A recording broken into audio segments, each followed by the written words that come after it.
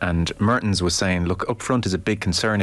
If we can't dictate the tempo, if New Zealand can't dictate the tempo of a game, then suddenly we are very vulnerable physically against the bigger sides, was his read on where New Zealand are. Yeah, and even it's a funny one, but again, all these leading teams, they're curiosities, and the All Blacks every bit as much as France and Ireland. In that 10-match winning sequence before they got routed in Twickenham by the Springboks, you had to wonder what they were beating in terms of the Australian sides they beat and the Argentinian sides they beat. And even when they beat the Springboks at home, it was largely on the basis of a brilliant first 20 minutes.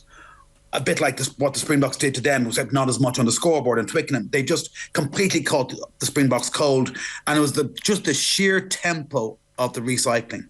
And they were able to get around that blitz defence. And no defence is perfect. The All Blacks have the Springboks, I beg your pardon, have a brilliant blitz defence, but if you can get around them, then they can be very exposed. And the All Blacks did that brilliantly the first 20 minutes and went, I think, 17 up after 17 minutes.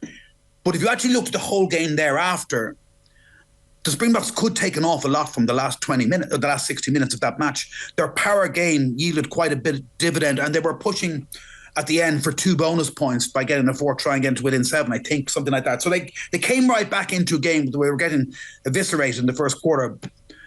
Cue the Springboks mauling of the All Blacks at Twickenham, and there was no respite for the All Blacks. They were just routed over 80 minutes, so they hung in brilliantly, but the Springboks absolutely eviscerated them, and Cannon Moody looked the best player in the world at 20 years of age, the most brilliant attacking outside centre in his first ever tested outside centre, to add to the ridiculous levels of X factor that the Springboks have got. And now with Manny Libbok at out half, they're a fascinating case study as well, because are they going to follow the template from 4 years ago? Hardly, with all that talent.